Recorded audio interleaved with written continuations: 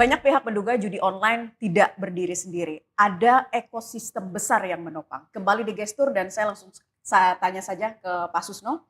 Ini dugaan atau bukan rahasia umum? Ternyata ada ekosistem besar yang menopang judi online di Republik ini. Kita bercuriga atau menduga bisa saja ya.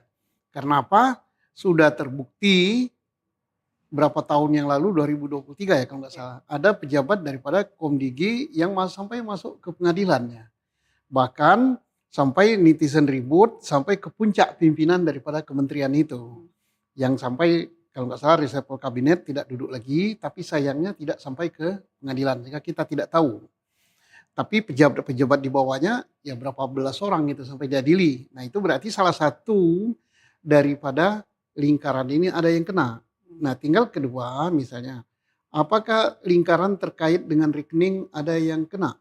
Nah mari kita lihat. Beliau kan informasikan Pak Alpon ada kemudahan di Indonesia ini. Saya tidak mengatakan bahwa itu memfasilitasi judi online ya. Rekening bisa dibeli gitu. Rekening apa itu namanya, dengan uang sekian sudah dapat rekening dengan ATM-nya. Saya tidak sebut banknya. Ada juga semacam semua bank.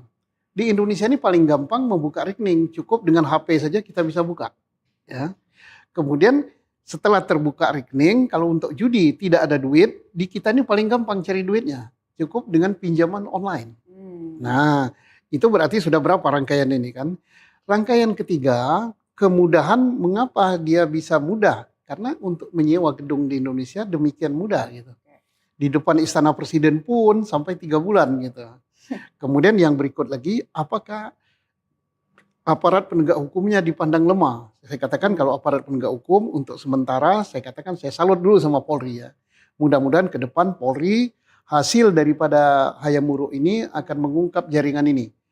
Kenapa? Kita menunggu sekarang siapa koordinatornya, siapa backingnya, dan siapa otaknya, penyandang dananya akan diungkap semua oleh Polri. Kalau itu terungkap semua, kita salut. Dan memang ini ada semacam sindikat, yes.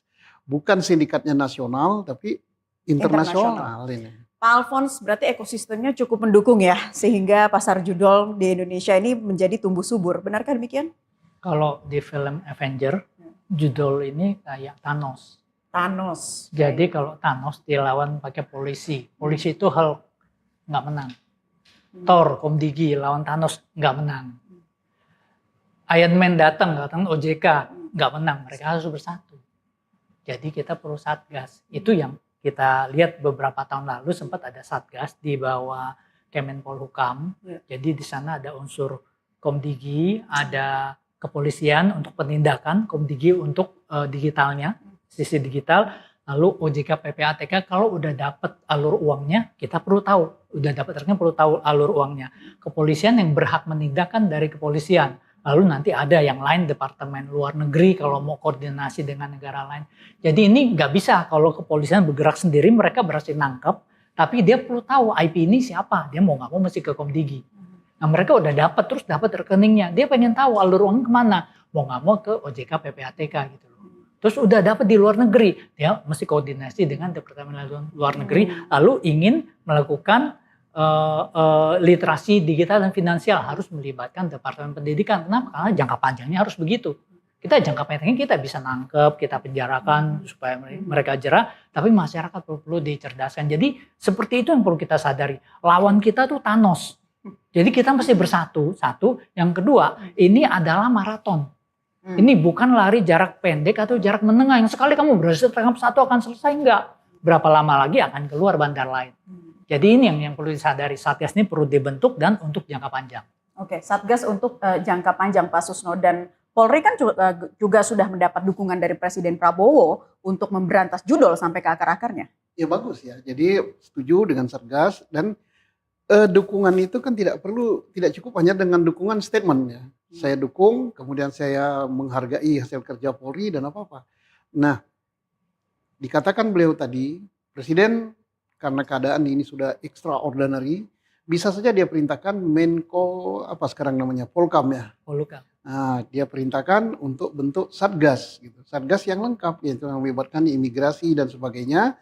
Kemudian membuat setiap berapa waktu lapor pada presiden hasilnya.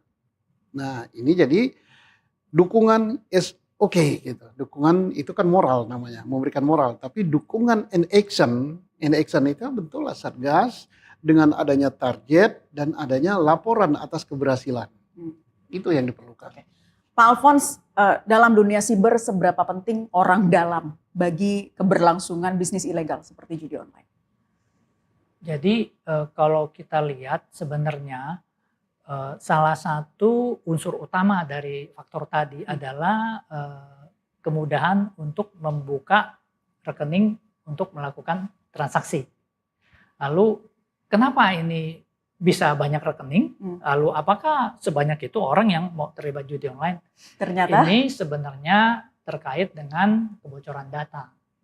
Jadi data masyarakat Indonesia, KTP, KK, NIK, semua data kesehatan itu sudah bocor. Dan kita bisa beli. Kamu punya modal kira-kira 5.000 sampai 10.000 US dollar, kamu bisa dapat semua data itu termasuk nomor rekening. Jadi kamu dapat data itu, kamu ketik NIK-nya dapat namanya siapa, alamat siapa, nama orang tua, nama gadis ibu kandung, pernah punya mobil apa aja, kesehatannya apa, itu langsung kelihatan. Nah lalu orang dengan data itu kan asli datanya. Bikin KTP bodong. Jadi KTP-nya bodong tapi datanya asli. Lalu dengan KTP itu mereka buka rekening. Lalu jadilah rekening bodong. Kamu bisa Google, beli rekening bodong Bank ABC, Bank BCD gitu kan. Langsung keluar, kamu bisa beli. 1 juta kamu bayar, kamu dapat rekening, isinya cuma 50.000. Tapi udah ada kartu ATM-nya, tinggal tarik. Saya menghela nafas Pak Susno, tidak menutup kemungkinan kita-kita yang ada di sini datanya dipakai untuk transaksi judol. Bagaimana Anda melihat fenomena ini? Ya bisa jadi kan, satu data kita bocor ke negara lain kan, kemarin kan ada pertukaran data atau apa itu ya, ke negara besar ya. Kedua, memang faktanya di Indonesia banyak sekali data yang bocor ya. Kita misalnya punya HP, tanpa disadari ada yang ngontak, dia tahu nomor HP saya, nawari untuk pinjaman, nawari untuk kredit, itu kan berarti data saya udah bocor. Orang itu berarti tahu nomor HP saya, tahu nomor rekening saya. Karena tahu nomor rekening saya, dia tahu bahwa saya ini termasuk orang tidak berduit, sedang membutuhkan uang atau apa gitu. Jadi sudah begitu telanjang gitu kan kita ini. Nah inilah berarti PR untuk bangsa kita. Artinya ini apa? Kita sikapi dari rahmat ya. Ini hikmahnya ada untuk kita koreksi, aparat negara kita koreksi, aparat penegak hukum kita koreksi, semua mengkoreksi. Ada hal-hal yang tidak baik, mari kita perbaiki. Ya. Yang sudah terjadi ini, mari kita tegakkan hukum sesuai dengan aturannya. Kita ingin sampai ke bandarnya. Kita ingin sampai ini tidak ada. Nah kalau kita mau cek, ini kan sudah demikian hebohnya judi online. Mungkin ada yang punya handphone di luar, silakan dibuka. Apakah masih ada situs judi online yang bisa diakses sampai hari ini? Kita bisa pasang. Kalau nggak salah, 3 hari, 4 hari setelah kejadian itu masih ada situs yang gentayangan ya. Situs ya. Kan pasti akan selalu masih ada gitu kan.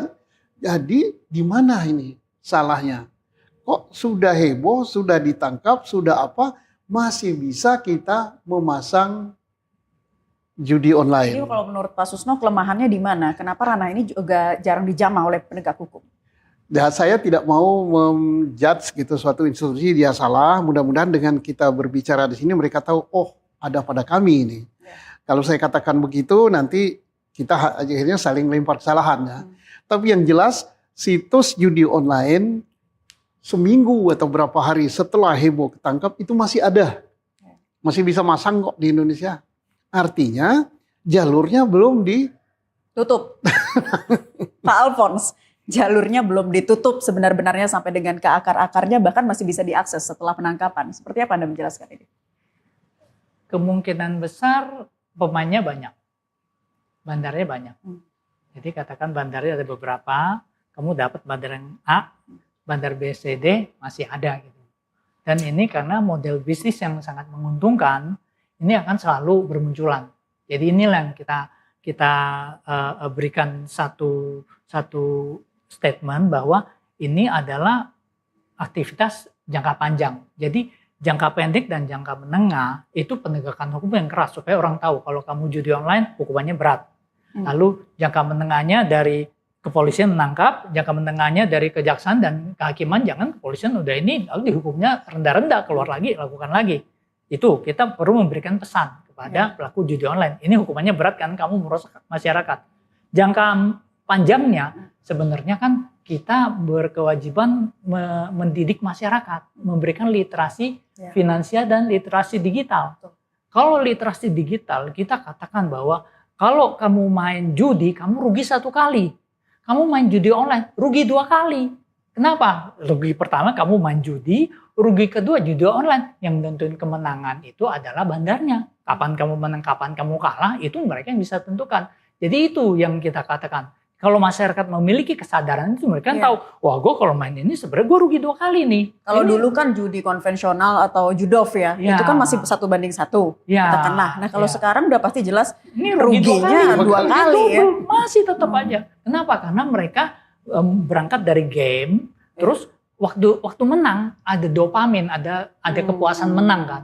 Nah itu yang pertama-tama akan dikasih menang terus, menang beberapa kali, lalu udah ada dopaminnya, lalu itu seperti secara nggak langsung mirip narkoba yang orang mencari dopamin itu, rasa menang itu. Nah itulah kenapa mereka bisa terjerat. Jadi kita perlu literasi digital supaya masyarakat cerdas, lalu dibarengi dengan literasi finansial. Supaya jangan besar pasak daripada tiang, kalau punya uangnya, janganlah kau pakai dengan judi online atau pinjol yang bunganya besar-besar ini, nanti malah habis gitu. Itu berarti menjadi pekerjaan rumah bersama antar pihak-pihak terkait, antar instansi, kolaborasi bersama, bahkan harusnya sampai ke desa-desa karena banyak korban-korban juga, ada anak-anak di bawah umur ya yang sudah sampai main judol dan dampaknya ke kondisi psikologis begitu.